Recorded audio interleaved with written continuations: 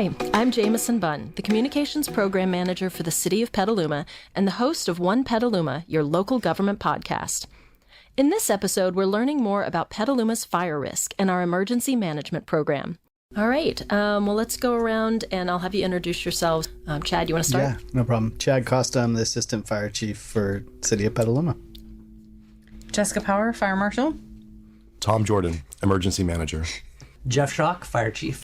Thanks for being here, everybody. Yeah, thanks Good to be here. Thank you. One thing that we see in social media and across our platforms is a lot of people in Petaluma understand that we have a history of supporting other communities when there's a major fire elsewhere in Sonoma County.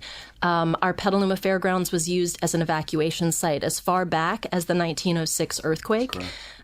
Which is really amazing. And I know we're proud to support our Sonoma County community and elsewhere in the North Bay.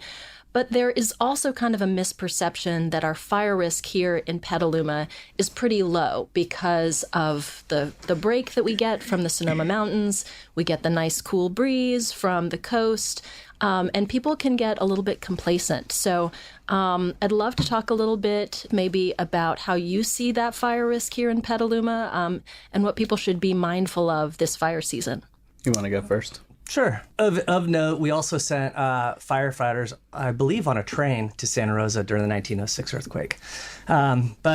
Strong history of mutual aid, both given and received. Just before this, we had a small grass fire above Quarry Heights, and we had Cal Fire, Gold Ridge, and I believe Rancho Adobe coming into town to help cover us while we were on that call. So we have. And that was just before this podcast. That was just before this podcast. Yes.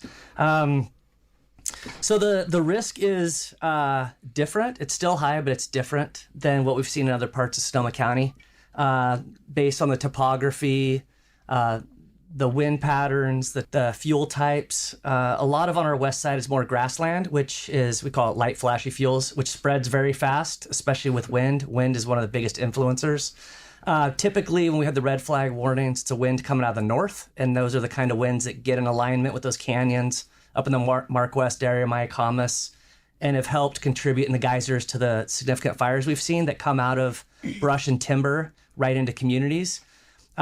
Fortunately and unfortunately for us, a lot of our west side has a similar threat, but almost more so from our normal afternoon winds out of the west. Now, they're not as hot and dry, but they come out of the west, and they can start from people mowing when they're not supposed to be, or other factors, and then those dry grasses ignite quickly, spread quickly, with even a light breeze, and go from fields out in our Hallam Putnam area or similar, and can be in our community in a matter of seconds. So it's a little bit of a different threat, and it's a reason people need to be very aware, very cautious, and be prepared to evacuate at a moment's notice. When you say mowing when they shouldn't be, what are the parameters around mowing that people should be aware of? In the summertime, we like people to mow prior to 10 a.m. And if it's ever a red flag warning day, meaning it's extra dry and there's a little bit of a north wind, which causes that extra dryness, it's a bad time. It's always a bad time to mow in the afternoon. And people, there's things, whether it's sparks out of the muffler on a lawnmower, or more typically it's the blade striking a rock. Fires can start easier than you would expect, and it happens all the time. We had a wet winter, and for several years we were in a drought, and it seemed pretty obvious that our risk for fires was higher during the drought. But then the rains come, and people think, okay, well, the fires aren't going to hit us as hard. But I'd love to hear a little bit more about how those things play together. There's more vegetation after a wet winter, for example, and how that might be impacting our fire risk here, like in 2024. So for a wet winter, what that does for us in that grass brush area is actually exactly what you said, produces more of a fire threat, because now your grasses are higher. And now that we've had 2 or 3 wet winters, it's not only high, it's also a lot of it, condensed. So what we're seeing in the 4,000, 3,000 foot range and below of elevation is actually one of the worst fire seasons ever. We're currently in the middle of that. So the droughts, in some ways, in the grassy areas, somewhat help because there isn't as much grass, there isn't as much fuel to burn. Now, where it hurts us is you get into the timber, and those big trees don't have very much water in them. And that's when a lot of times we worry about those large conflagration type fires like the Dixie Fire and 2017, 2018, 2020, 2021 were kind of those really bad years for those large fires. Now, the fire that you're seeing in the park fire right now, predominantly is 300 to 350,000 acres of that fire was 2,000 feet and above. It's now worked its way up into the Alaska National Forest, into the actual forest. But a lot of that fire was grass and brush and oak woodland, very similar to Petaluma. And why I say that is just to drive that fact home that people need to not think that just because it's a wet winter that they're out of risk. Look at the park fire, look at Orville, all those cities that are at our elevation and similar type vegetation are dealing with a very disastrous wildfire. So the water's good and we all need that and we're all happy it is, but it also brings a risk that doesn't quite make sense. But when you realize the grass and the brush and how that's extraordinarily high right now. I mean, I was walking the other day and the grass I was walking in was almost as tall as me. And it's thick, like tough to get through, grabbing onto my legs. And I'm like, oh my gosh, a fire in this environment would be almost impossible for us to put out. One of the things about, it happens across the whole state, but specifically here, when we really have those, we had a little grass fire right now, but there's not much of a breeze. It wasn't that tall of a grass, so we were able to get it under control. I think it would help people to increase their levels of situational awareness because we'll have a small grass fire and people, unfortunately and automatically for good reason, assume it's going to be major conflagration. And people should be prepared. They should know their evacuation zones.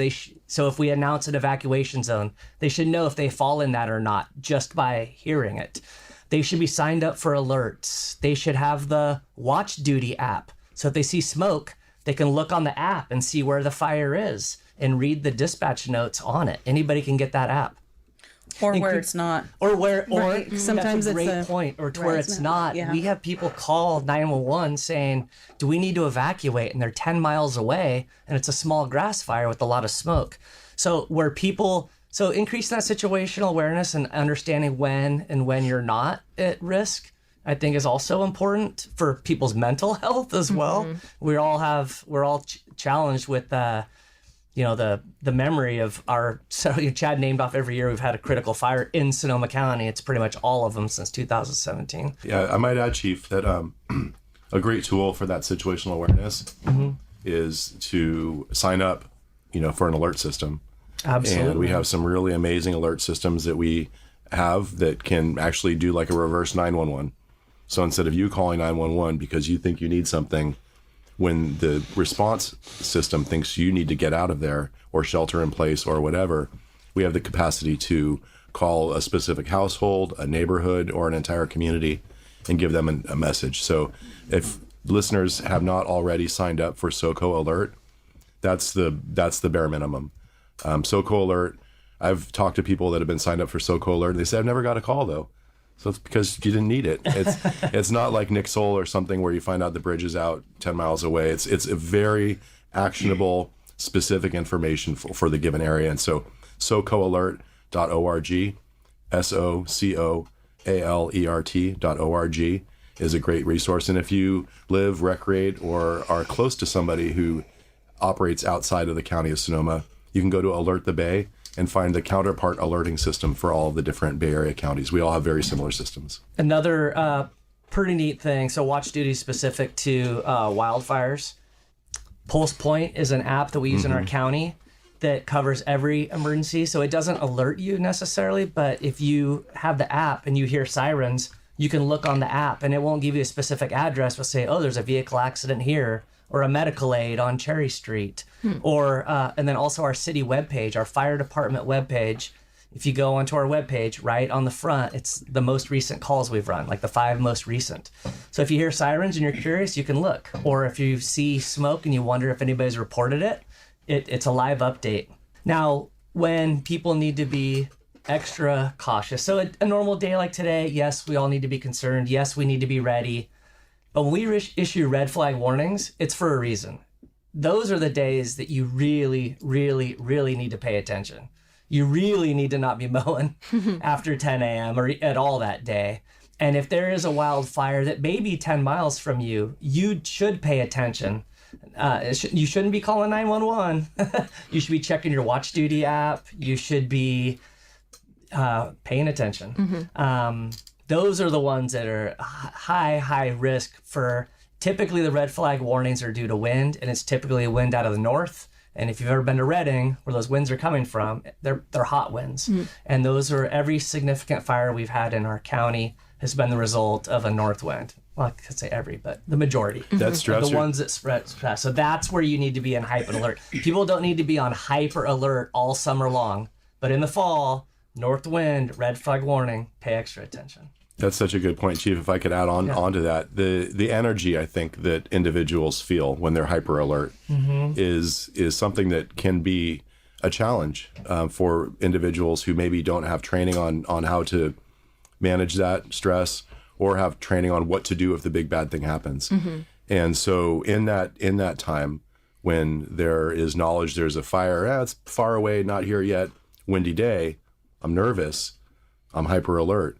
There are some actions that individuals can take that will not only make them better prepared to respond, but will help de-stress themselves and will absolutely help de-stress any children or animals that are in the household.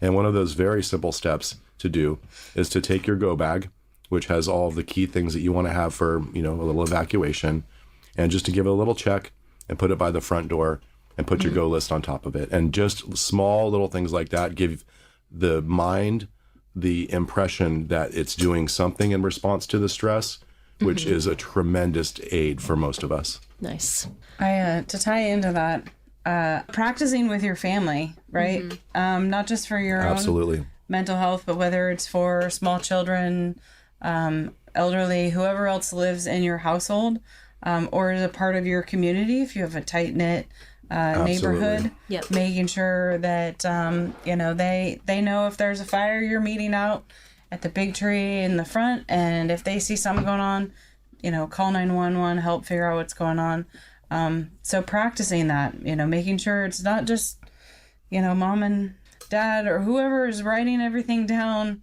that they know, but that the whole household, anyone they're close with in the community, and do that on a regular basis. One of the reasons we tell people to test their smoke alarms on a monthly basis is so they remember to do it and know how to do it. Because even the fire marshal forgets and gets woken up by our smoke alarm at 2 a.m. when you don't test it all the time, right? You get into those habits of doing that, and then when you have the high stress because you saw the smoke, you got the alert, you know what to do, you remember those steps instead of going, there were some steps, Tom, what do we do? What did that guy on the podcast say? You rewind. Make it habit. Yeah. You talked a little bit about mutual aid, and I would love to talk a little bit more about that. I know we have mutual aid throughout the county with other fire departments here, but Chad, you also went to Maui to help with fire recovery there. So could you tell us a little bit about what that was like and how it might impact the work that you do here in Petaluma?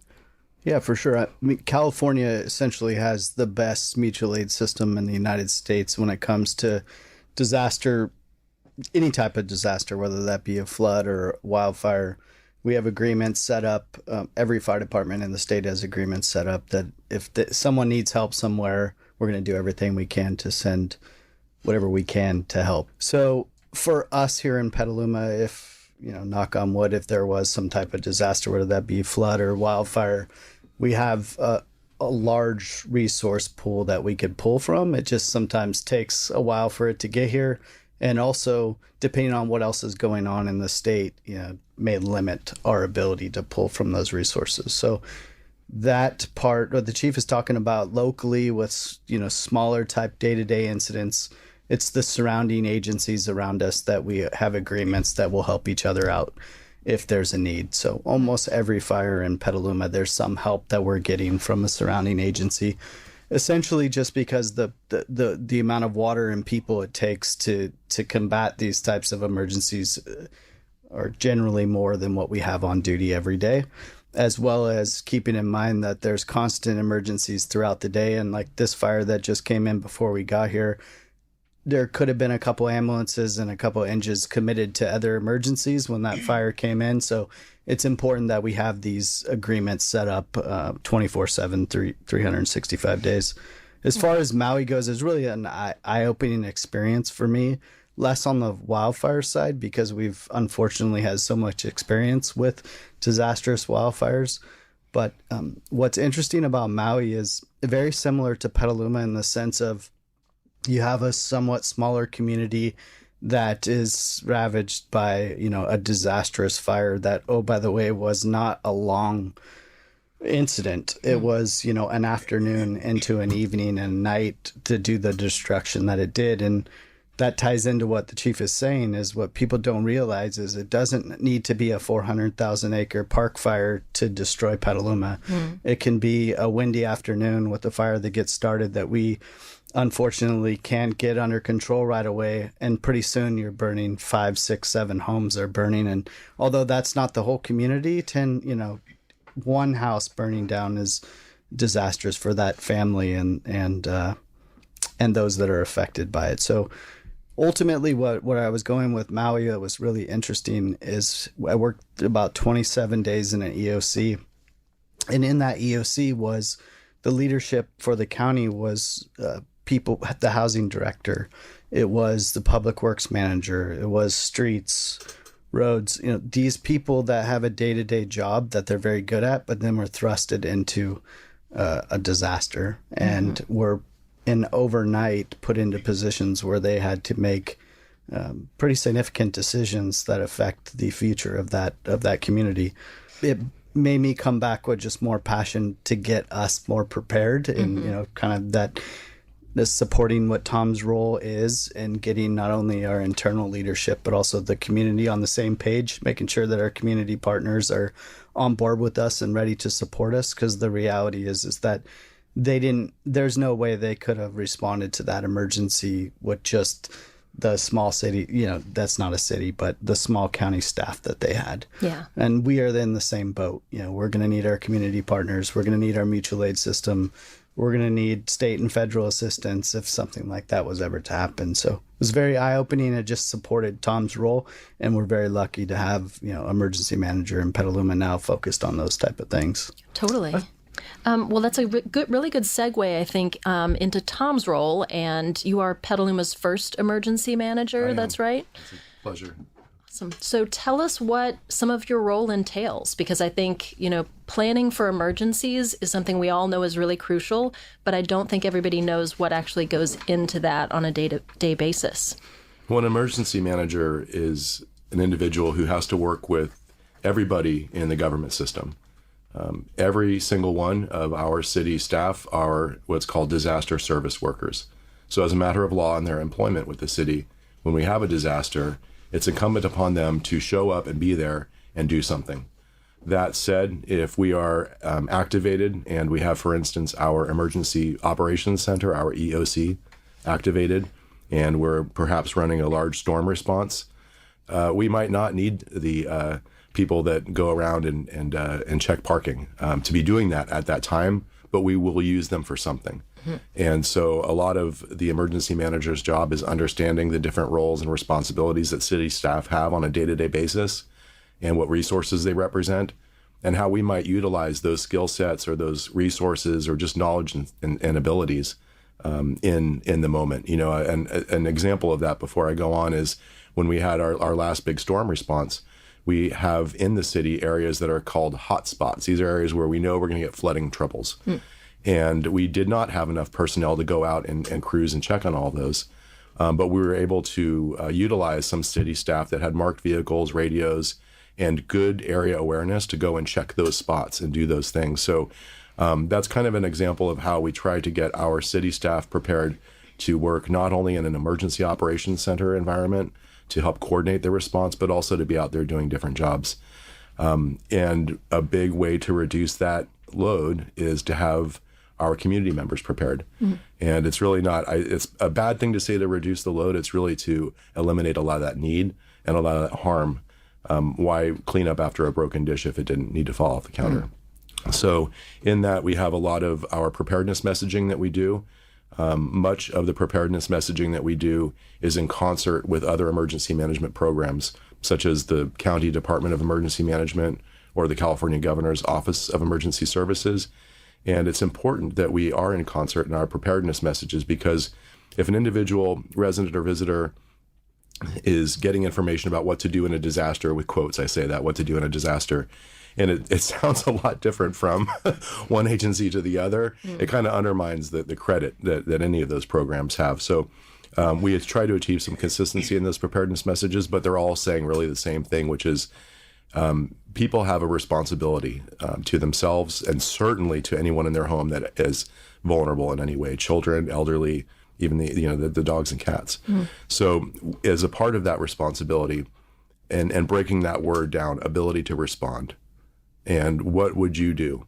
And so a lot of it is educating our community members on little things that they can do so that they can be comfortable or even survive something like a big earthquake, which is kind of that's the big show.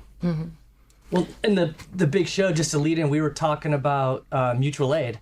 Well, if we have one fire in town, we have a lot of people that can come help us if there's not a lot of other fires happening. If there's an earthquake, typically it's regional. So people from Santa Rosa, people from Marin County, people from the Bay Area aren't going to be coming to Petaluma to help if we have a significant event in the Bay Area. So to Tom's point, that is the big one, and where we need everybody in the community to be watching after themselves. We need everybody that's city staff to come in and support the efforts. Chief, that's what that's what we talk about. That's what you see out there worldwide. When there is a big catastrophic earthquake, it's really that resiliency of that community, how they get through it and their ability to bounce back is all about the people who live there. An analogy I've heard Assistant Chief Costa mention once when he was doing a public education presentation was he kind of gave this visualization. I won't steal your thunder if you were going to say this, but about, imagine a stadium full of 60,000 people, right? The Olympics ping pong tournament, right? 60,000 people all sitting around there trying to figure out who's going to win the ping pong game. And then in your mind's eye, imagine in the middle of that sports field, just a handful of firefighters, a handful of law enforcement officers, and that's the ratio. What are some of the organizations that you're working with now in Petaluma to sort of build that system of mutual aid for our own community? I know that Petaluma People Services usually arranges volunteers for big events, but we have a lot of other organizations in Petaluma that are doing great work. So and we'll need them all. Yeah. We certainly will need them all. Absolutely. And I think that in addition to the existing organizations, what we'll need to see more of is neighbors building little organizations within their neighborhoods. But what we're doing now in this kind of phase one, if you will, is identifying and communicating with and partnering with those organizations that have been doing this. We have some long-standing community-based organizations in the city that serve our residents and visitors and beyond countywide. You mentioned Petaluma People Service Center, an amazing organization with an incredibly wide breadth of different projects and programs and plans that they execute on a daily basis with our vulnerable community members. Looking at partnerships with organizations like them is a good place to start for a lot of reasons. They already have credit, if you will, within the community. They are there on the daily basis, bringing that meal to the homebound resident or providing some alternate transportation to a fragile, less mobile individual and delivering senior services. So the trust is there. Community trust is a huge aspect of successful disaster response and recovery. So why would we want to get in the way of that? I mentioned Petaluma People Service Center. Certainly the Salvation Army at Petaluma has done tremendous yeoman's work in all sorts of areas of disaster response. Rebuilding is an amazing group. And if you don't know about Rebuilding Petaluma and you're listening to this podcast, I absolutely encourage you to look into that. They have opportunities for everyone to get involved and to be ready to help out. And that's really a big part of it, because when there is a disaster, everyone will want to show up and help out. But if they don't have some affiliation and some knowledge and some skill set, it's just kind of more, it adds to the problem. So as we move forward through our emerging emergency management program, we're going to expand our partnerships beyond just those currently city-affiliated community-based organizations that have that long track record. So really everybody is who we're looking at. Cool. Well, let's talk, too, about things that people can do right now to prepare for an emergency. I know we've got a lot of information on our website about how to pack a go bag and, how to make a plan, how to start reaching out to your neighbors now so that you know who they are and know who might be vulnerable. Jess, could you tell us a little bit about what people can do right now in terms of like vegetation management and other ways that they can get their home and property ready in case there is a fire here in Petaluma? Yeah, so we like to focus in the Bureau. We have a good little razzing going between operations sometimes, but about being first and getting things done before we got to send them out. But they get to razz me that our job failed if they have to go out. So a good little dynamic there. But yeah, what we do is try and help people do all of the things for themselves, their community, their house, to when they're talking about wildfire, slow the wildfire down. We're never going to put, wildfires out or stop them. But we are going to be able to do things to mitigate them, keeping them smaller, kind of like Chief Costa was saying, getting to it early and keeping it small so that it isn't an entire afternoon that takes out large sections of a community, whether it's 4 or 5 houses in our community or, almost an entire town like Maui or Paradise or all of the other horrible examples we've had to see in our state and around the nation. So a couple things. We've talked about for, I think, all the people in this room, our careers, defensible space and vegetation management being like the thing that's going to save you and help your home. And that's what you have to do. And we're actually finding that that's like a very small portion of what helps. You've got to do it because if you don't have it, all the other things that you're going to work on won't help as much either.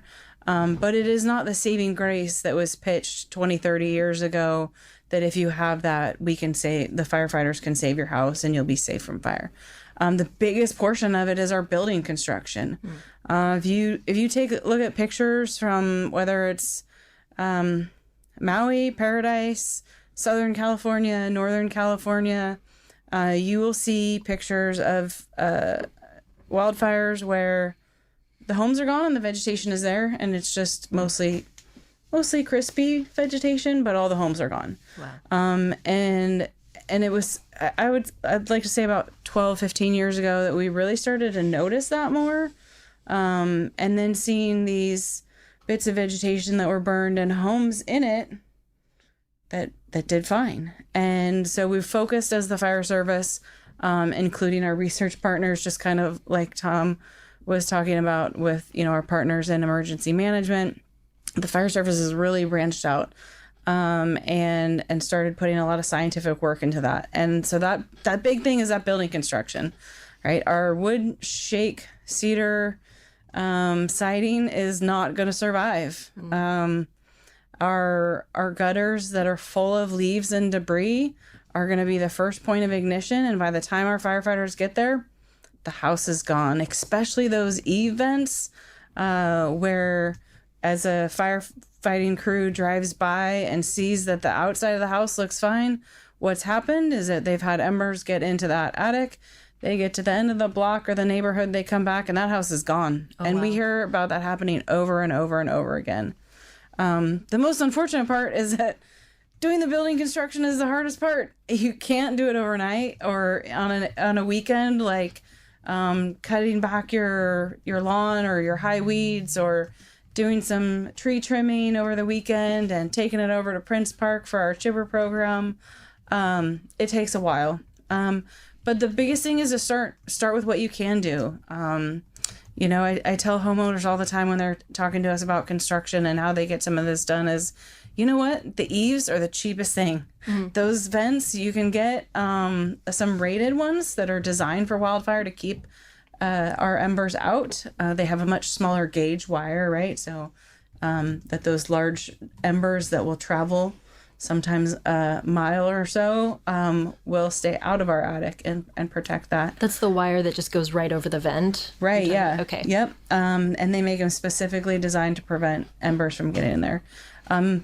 Gutter covers, a really easy way to keep it out of there so we don't get busy in our summer and totally forget that all the leaves have started to drop as we hit fall when we have our red flag warning days more frequently. Well, Marshall Power, let me jump in and say, we have this huge oak over our house, and those gutter covers pay dividends all the time after a windy day, because it's just like you just brush it right off. Yeah. Just jumping in on that one. That's it. Nice. So, you start small. Those are some things, right?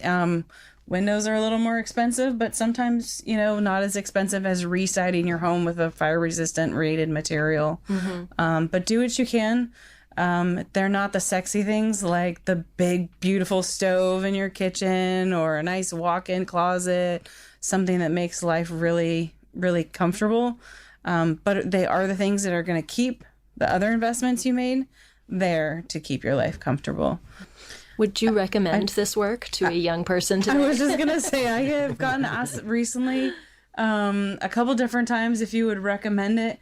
And it was funny because at first I went absolutely no and absolutely yes. There's so many things you can do in the fire service. You could spend 30 years and do a bunch of different things. You can work in emergency management. You can work in prevention. You can work in operations. You can work on the ambulance. You could work on a dozer. You could work on an aircraft. I'm not even halfway done with all the different bits of different types of things you can do and still be within the same career, serving your community. And so that's really great. And if you're thinking about the fire service, public service at all, please reach out to us. We're always looking to talk to people, whether you're 12, 18, or 25. If that's something that you're thinking about, come talk to us.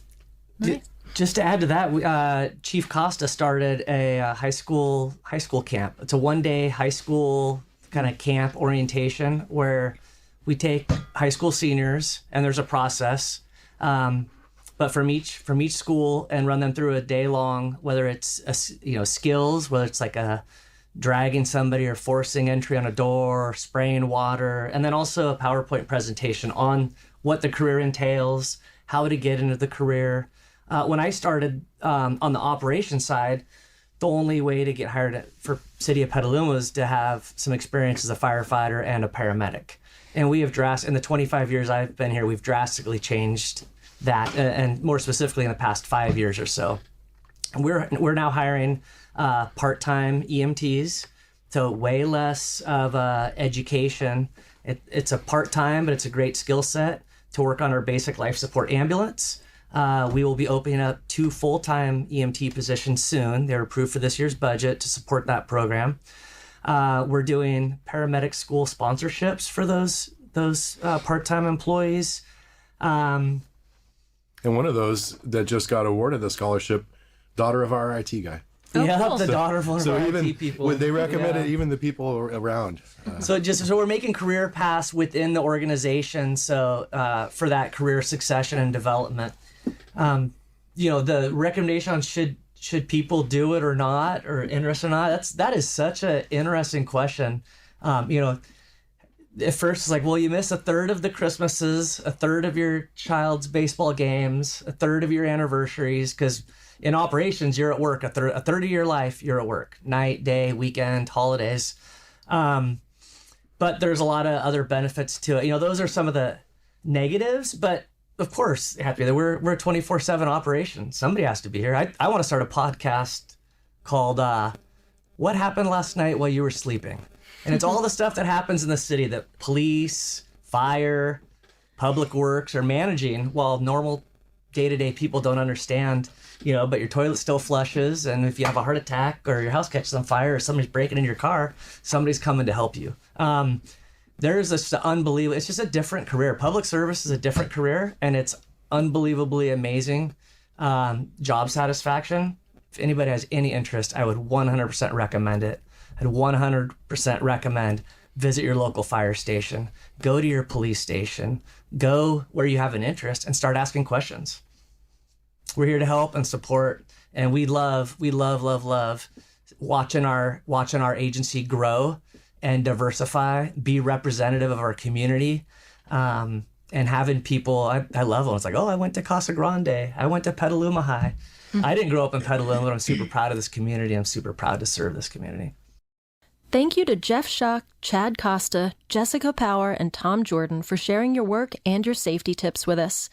Thank you to Rob Tomaszewski, Brandon Serrano, and Darren Racusen of Petaluma Community Access Radio for recording and editing this episode. And most of all, thank you for listening. We're grateful for your time and for your love of Petaluma. Next episode, we'll be learning more about Petaluma's upcoming general plan update and how your city government works with the community to plan for the future. Have a question you'd like answered?